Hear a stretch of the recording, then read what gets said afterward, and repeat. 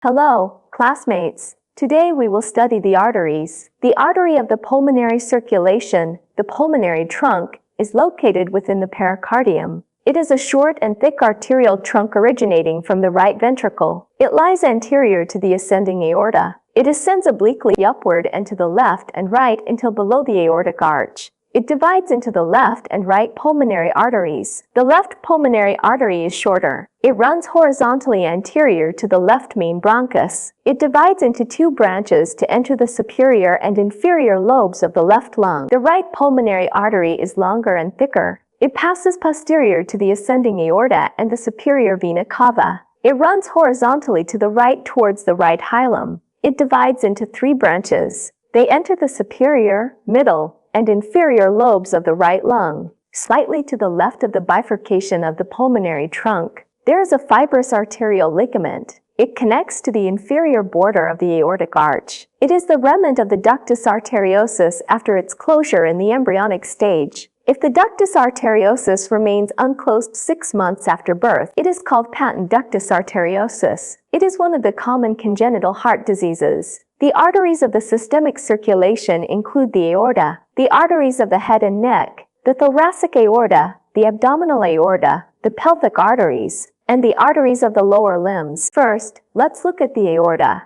The aorta is the main trunk of the systemic arteries. The aorta arises from the left ventricle. Its initial segment is the ascending aorta. It runs obliquely upward and to the right. At the level of the right second sternocostal joint, it continues as the aortic arch. The arch curves leftward and posteriorly to the lower border of the fourth thoracic vertebra. It then continues downward as the thoracic aorta. It descends along the left side of the vertebral column. Gradually, it moves to the front of the vertebral column. At the level of the 12th thoracic vertebra, it passes through the aortic hiatus of the diaphragm. It continues as the abdominal aorta. Within the abdominal cavity, it descends along the left anterior side of the vertebral column. At the lower border of the fourth lumbar vertebra, it divides into the left and right common iliac arteries. The common iliac artery descends along the medial aspect of the psoas major muscle. The common iliac artery descends along the medial aspect of the psoas major muscle. At the level of the sacroiliac joint, it divides into the internal iliac artery and the external iliac artery.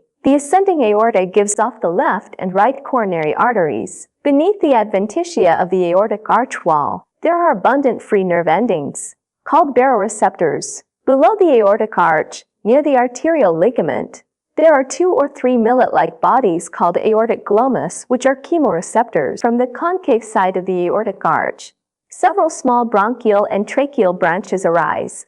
From the convex side of the aortic arch, 3 large branches arise from right to left: the brachiocephalic trunk, the left common carotid artery, and the left subclavian artery.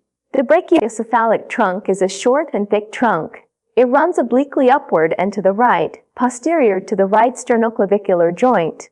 It divides into the right common carotid artery and the right subclavian artery. The main arterial trunks for the major parts of the body can be summarized as follows. The common carotid artery supplies the head and neck. The subclavian artery supplies the upper limb. The thoracic aorta supplies the thorax. The abdominal aorta supplies the abdomen. The external iliac artery supplies the lower limb. The internal iliac artery supplies the pelvis. First, let's look at the common carotid artery. The common carotid artery is the main arterial trunk for the head and neck. The left one arises from the aortic arch. The right one arises from the brachiocephalic trunk. Both common carotid arteries pass posterior to the sternoclavicular joint. They ascend lateral to the esophagus, trachea, and larynx. At the level of the upper border of the thyroid cartilage, they divide into the internal carotid artery and the external carotid artery.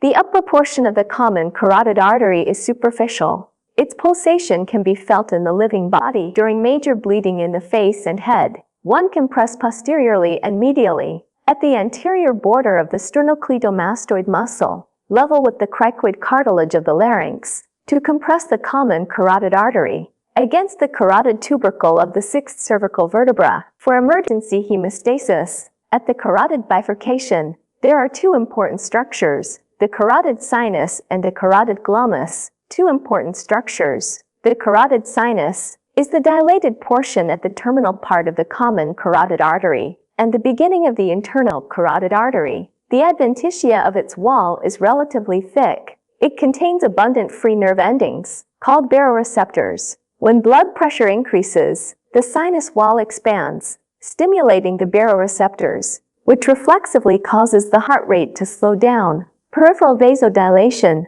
and a decrease in blood pressure. The carotid glomus is a small, flat oval body. It is attached by connective tissue posterior to the carotid bifurcation. It is a chemoreceptor. It can sense the partial pressure of carbon dioxide, oxygen, and hydrogen ions in the blood. When the oxygen partial pressure in the blood decreases, or carbon dioxide increases, it reflexively causes breathing to deepen and accelerate. Next, let's look at the external carotid artery is initially located anteromedial to the internal carotid artery. Later, it passes anterior to it and turns to the lateral side. It ascends, passes through the parotid gland, and reaches the neck of the mandible. There, it divides into two terminal branches, the superficial temporal artery and the maxillary artery. Its main branches include the superior thyroid artery, the lingual artery, the facial artery, the superficial temporal artery, the maxillary artery, the occipital artery, the posterior auricular artery, and the ascending pharyngeal artery. The facial artery arises approximately at the level of the mandibular angle. It runs forward deep to the submandibular gland and anterior to the insertion of the masseter muscle. It hooks around the inferior border of the mandible onto the face. It runs along the angle of the mouth and the lateral side of the nose, and descends tortuously to the medial angle of the eye, where it is renamed the angular artery. The facial artery gives off branches that supply the submandibular gland, the face, the palatine tonsil, etc. At the anterior border of the masseter muscle, where it hooks around the inferior border of the mandible, its position is superficial. Its pulsation can be felt in the living body. When there is bleeding in the face, pressure can be applied at this site for hemostasis. 2. The superficial temporal artery ascends anterior to the external acoustic meatus. It crosses the root of the zygomatic arch to the subcutaneous tissue of the temporal region. Its branches supply the parotid gland and the soft tissues of the forehead,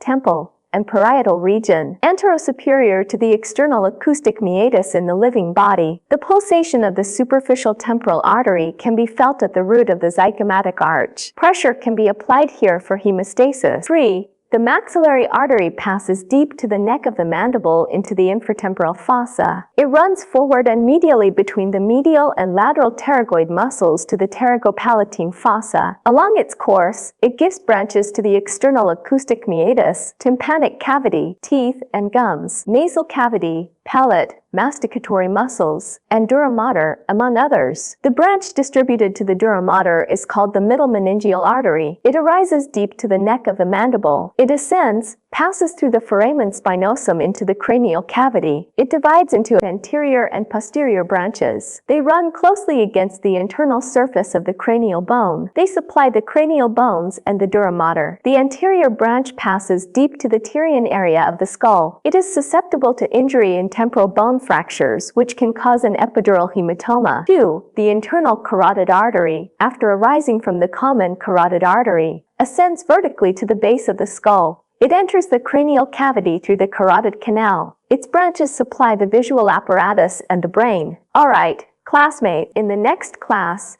we will study other content.